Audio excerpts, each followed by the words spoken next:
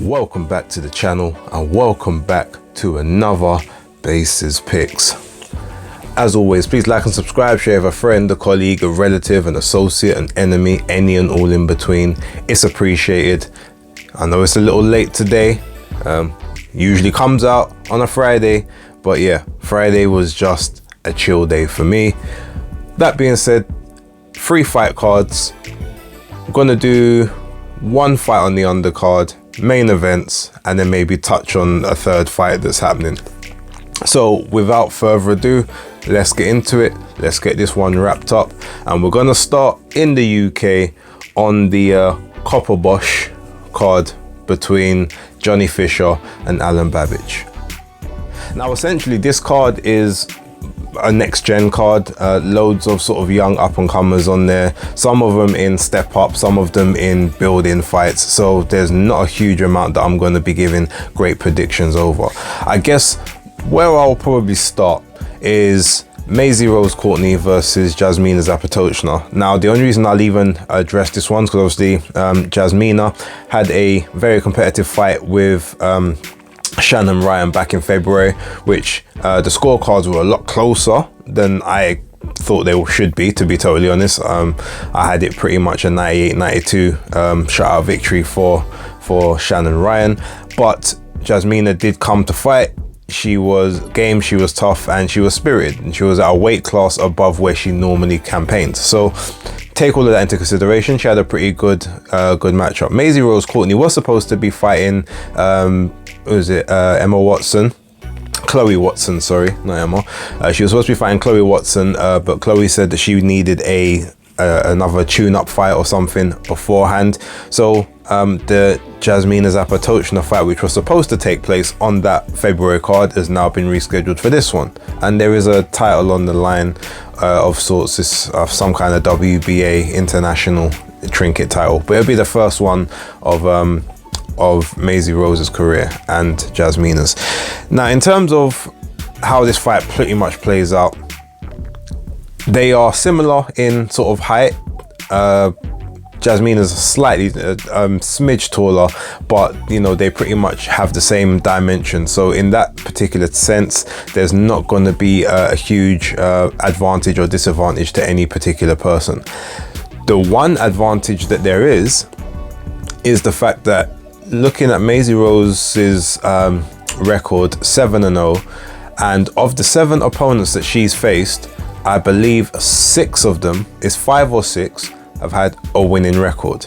So even though she's not in there with the top girls in the division, she's been in there, you know, against, I would say, the better competition. Because if you look at it comparatively the other way, Jasmina has 7-1 record, and every single one of her victories are against people that are in the minus columns when it comes to victories. She's never faced anyone with a winning record, and the one person she faced that did have more wins than losses was you know, Shannon Ryan, who, as far as I'm concerned, comprehensively beat her.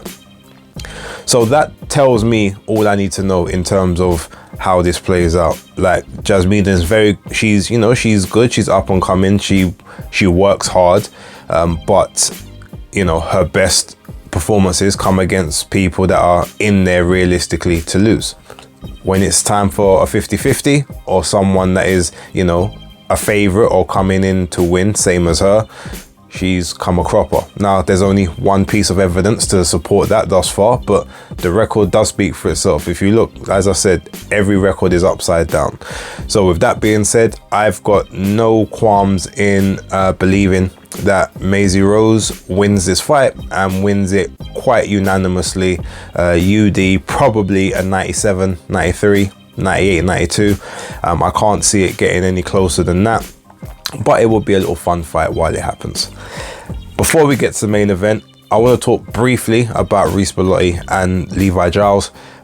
Levi is 15-1, but I think he's only got about 4 KOs, whereas Reece Bellotti is 20. I think he's like 24-5 or something like that.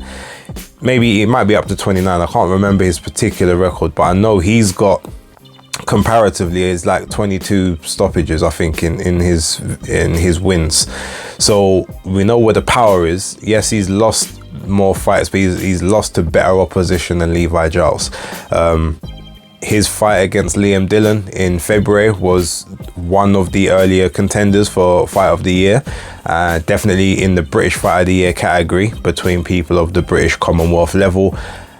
I can't see any reason how Levi Giles is able to keep Reece Bellotti off for a full 12 rounds, especially with the lack of punch power that he has. And Reece Bellotti is tough. He can take a punch and he can keep moving forward. So I just think the work rate of Bellotti is going to take this victory, and he's going to carry on, in that British and Commonwealth vein, potentially possibly looking to European level at some point next year. That's sort of my prediction on that. Now, moving towards Alan Babbage and Johnny Fisher. So the Romford Bull versus the Savage. Now, this is a fight that is very intriguing in several different ways.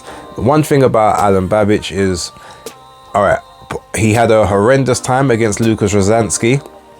However, the Lucas Rozansky fight, I mean, look, I've heard a bunch of different things about kind of what goes on in sort of Poland, and when you're there as the away fighter, and it can get a bit crazy.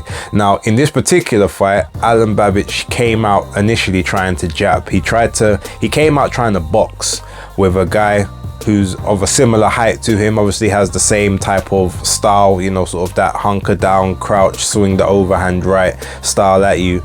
But Rozansky just used the fact that he was the slightly bigger, heavier guy, and sort of used that to his advantage, and basically got to Alan Babbage early, dropped him, and then Babbage was never sort of out of it totally, but just taking a barrage of punches, and the referee obviously jumps in, stops it. It was right to be stopped. He was clearly buzzed, he was clearly hurt, he was caught cold.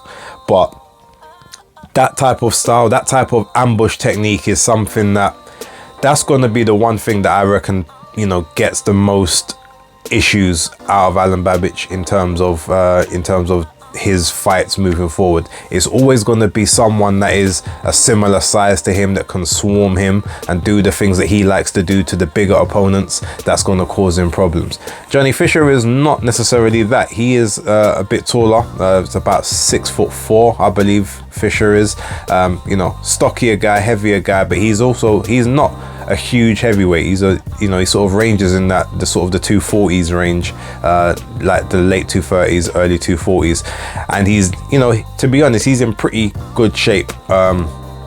So there won't be, there might be maybe a stone and a half. I can't remember what the weigh-ins were, but in terms of size, I would reckon it's say a stone and a half, no more than sort of 2 stone size difference, and the height difference isn't as pronounced between the two as initially I thought. One thing I will say though, looking at the weigh-in, like Alan Babbage looked smaller than usual. Now I don't know if that's in terms of he's maybe trying to get a bit more speed in his work for this fight, but when I don't know if he might have been sucking in his gut as well, who knows, but he just looked a lot thinner than how I imagine him usually looking, and that just makes me wonder, okay, if you're looking for sort of speed and maybe some stamina, that could play one part, but we do know that in his last sort of 4 fights especially, like, not so much his punch resistance, but his reaction to punches and the way he takes punches has looked a little bit different, and he's left himself open and vulnerable, only being the fact that because he's the shorter guy, has been able to dip underneath the shot of his opponent, which has sometimes saved him from getting caught flush, especially in an exchange of right hooks. I do think the first few rounds of this fight, I do think it will go past the first few rounds. I think it's going to be a situation where Alan Babbage is going to he's going to step right into Johnny Fisher. He's not going to allow Johnny Fisher to try and sort of get his time in, find angles, find reach. I feel like he's literally going to just hunker down right in front of him, probably throw big shots initially to get Johnny Fisher to kind of cover up so that he can then sort of just step in on that inside and just try to work away in that close range. I don't think he's going to look to stay mid-range. He's definitely not going to try and stay on the outside, and I think he's going to have a bit of success, but I think the success is more going to be just about making Fisher uncomfortable, making Fisher have to think about his defense and think about maybe just riding out a storm in sort of the first couple of rounds. But when it gets to sort of round 3 to 4, after, you know, Alan Babbage has, you know, been throwing, you know, punch after punch after punch, when he starts to slow down, he has to start taking those deep breaths in to launch his next assault. I think at that time you're going to find Johnny Fisher is going to be able to create a bit more distance and be able to throw a few more harder shots. A lot of them, I think, will be set up behind that jab. He's going to try and keep the jab in Alan Babbage's face to just sort of, you know, keep him off, to disrupt him, distract him, and then probably even be able to get Alan to throw off balance, you know, to the sides. And I can see a scenario where in about the 5th round, maybe Alan Babbage goes for an attack, either misses or gets timed in the attack with a big, I reckon, a big straight right that comes down, which catches him, sort of knocks him a bit loopy, a bit senseless. Johnny Fisher sort of will come in with the barrage. Babbage may go down. He may end up staying on his feet. But I can see, and I don't know who the referee is. I wouldn't be surprised if Howard Foster's the referee tonight, if I'm being totally honest with you. But I can see a scenario where it gets stopped in the 5th round due to just a barrage of punches that aren't being blocked, aren't being defended, and he's not firing back. He's just sort of taking shots, or like I said, he hits the canvas and the referee decides that that enough is enough. So my prediction is going to be Johnny Fisher to get the victory via 5th round stoppage. I could see it potentially going a couple rounds more. It will amaze me if this fight goes to the cards, but I mean, yeah, stranger things have happened. But that is my prediction. I do think Alan Babbage is gonna be the acid test. He's gonna cause Johnny Fisher some big problems in the first couple rounds, but I think Johnny Fisher's gonna get through that, weather the storm, start timing, start breaking him down, and just catch him with a shot in between the shots in about round 5. So that's the prediction. Okay, so moving over to the Golden Boy Promotions card. We'll deal with this one really quick. You got William Zepeda versus Giovanni Cabrera. I remember he suffered his only loss against Isaac Cruz in a fight where I predicted he'd actually get knocked out, and he went the distance, lost on points. Now luckily that day when I made my betting prediction, because it was the same day obviously as Spence v Crawford, I only predicted for Isaac Cruz to win the fight when I was initially going to do it via KO. Good thing I didn't, because I won about $1,000 that day on the betting, because I had that as an outright. If I hadn't have done that, it would have been a horrible time for me.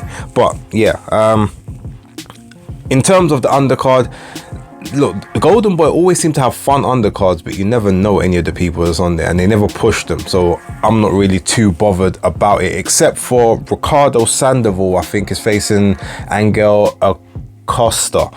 Sandoval, I think, is something like 24-2, and I think Acosta's like 24-4. It's a flyweight bout, so you know the winner of this will be in line to, I guess, look at the championships down at flyweight, you know, the IBF, the WBC, sort of that thing. Without going too much into detail, I feel like Sandoval is gonna, I think he's got a bit more of the top experience for that division, so I'm pretty much gonna go for Sandoval to win the fight. I think it'll be on points, but it will be like very spirited, very competitive. So, but that's the prediction. I'm going to go with Ricardo Sandoval on points. Moving to William Zepeda versus Giovanni Cabrera. Sorry, I think that Zepeda at this point, we know what Cameron is gonna do. He's gonna come out and he's gonna just overwhelm you from that southpaw stance. Pure volume, sit in front of you, like slip and ride, roll the head a little bit, but just work rate. Now, Cabrera is a good mover, but eventually, if you move in too much against someone that's basically pressing the action and actually is quite good at cutting off the ring, you're gonna come a cropper sooner or later. Now, with Cabrera, I do actually think he's got a pretty good chin. So I reckon, and him being, he's quite tall as well. He's much taller than what Zepeda is. So I think he may be able to sort of stay safe in the first half of the fight. I doubt he'll pick up the rounds, just in terms of, again, he moves, but he doesn't necessarily throw a lot of high volume. And one thing, you know, William Zepeda will throw high volume, but I think he will be able to sort of stay safe in the fight enough, negate Zepeda in sort of the first half of the fight, and maybe try to put a bit of a salvo in towards the back half. I know Zepeda is, you know, he's known for wearing down his opponents attritionally, you know, stopping them in that sense. But for some reason, I feel as if Cabrera's gonna see the final bell in this fight. Now, I think it will end up being a comprehensive victory for Zepeda. I think it's a 12 rounder, so we're definitely looking at, I think, maybe 10 rounds to 2, 11 rounds to 1 type scenario. But yeah, I can see it going the distance. I see William Zepeda winning this fight on points. So that is going to be my prediction. And I'm pretty sure that's different to the prediction that I gave in my league, my predictions league. But yeah, having thought about it, I think it's going to go the distance. If not, I reckon it will be a late stoppage between rounds 10 to 12. So now we're going to move over to the top rank card, which is taking place in Newark, New Jersey. So this one's on the East Coast. Hopefully the timings will work in favor, so we don't actually get too much overlap between those. But I guess, look, right at the start of the show, you'll kind of get Keyshawn Davis versus Miguel Moderno. I don't know a huge amount about Miguel, but I've seen 1 or 2 of his fights. Realistically, again, this is just another building fight for Keyshawn Davis, just to sort of get him up the rankings. He's 10-0, 7 KOs. Moderno, like I said, I think he's 30-2. I'm not sure what his KO percentage is, but I reckon, yeah, without too much real knowledge on both, I haven't done a big case study on Moderno, but I do think this is another Keyshawn Davis. I think he does get this one done inside the distance. He's been sort of getting better at sort of his delivery system, especially in terms of the finishing when he's got someone buzzed. And I think that, you know, the first couple rounds might be a bit tricky while he's just trying to work things out, but outside of that, I think he's just going to get to work, start to be methodical in there, look for those high impact shots, get that explosive timing, and yeah, towards, I reckon, rounds 6 to 8, I reckon he probably gets Moderno out of there. Now, moving on to what I believe is going to be a chief support, which is O'Shaquie Foster versus Robson Conceição. Now, to me, this is the most competitive fight on the card, and probably the most competitive fight on the night. One thing about O'Shaquie Foster, even though he doesn't have the biggest KO percentage, he's got power, and he's got the kind of power that can get him out of problems when they arrive. Like, he's one of those guys where when he needs the power most, it shows up. It's a bit like a superhero that doesn't have control of their powers yet, but when they really need them in that crisis moment, that's when they come through. That's a bit like him and his punching power. He's got respectable power. No one ever just walks through his shots, so even when he's just there on the back foot, no one's ever just trying to swarm and say, okay, cool, let's go. He's got that kind of respectable pop to his work. He likes to switch it from time to time, which is fine, but there are times where he will do it at the most inoperable moments, and he can get himself caught in transition, and therefore has issues in order getting back into a flow, or he might get himself into a bit of trouble with a shot coming back from the other opponent.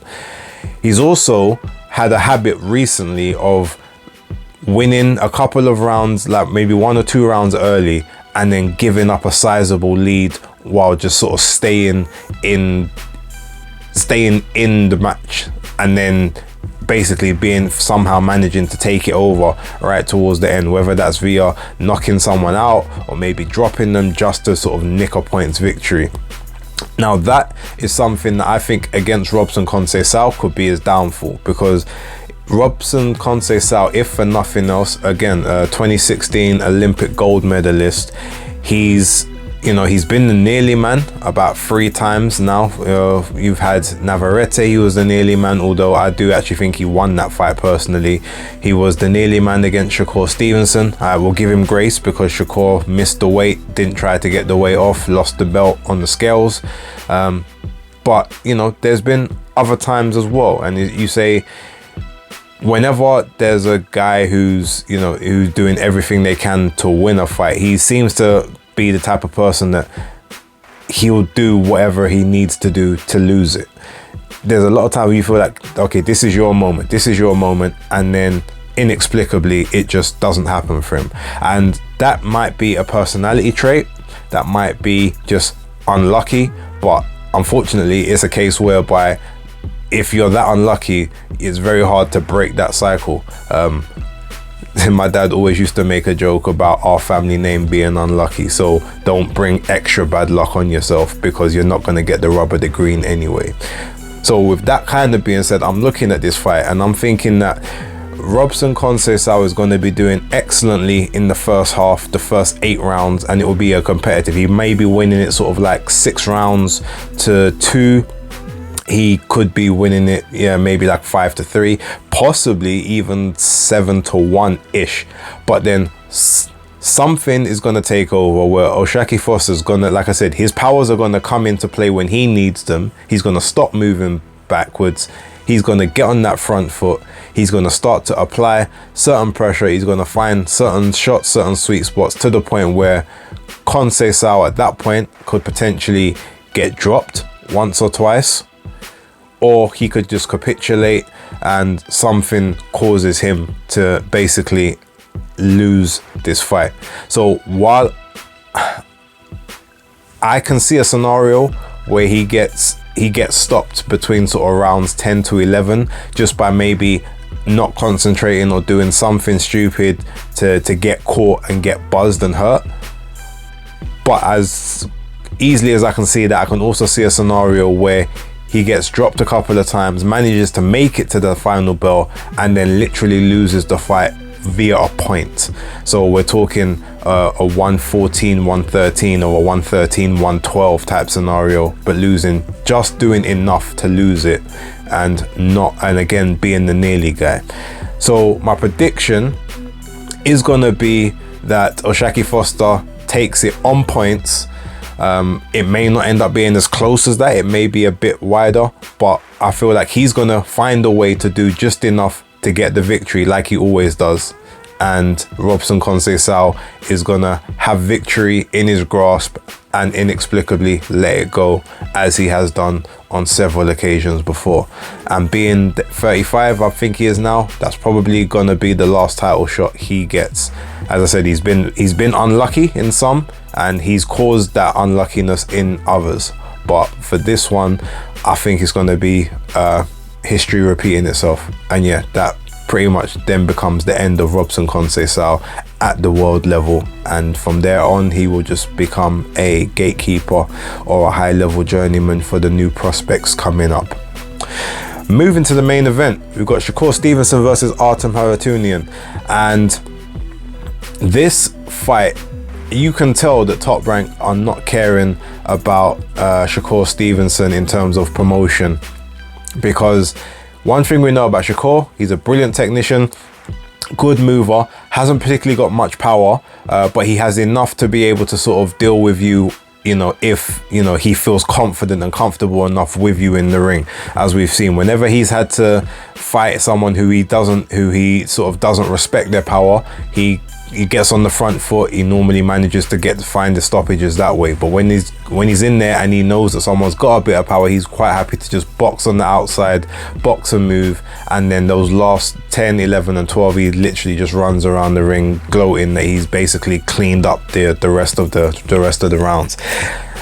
In this particular scenario, I don't think he's going to be concerned about Haratunian's power, But Haratunian is also a very good boxer, like him. He's a very good mover, like him. So this could be a very horrible style matchup in terms of both guys are just on the outside trying to pot shot each other.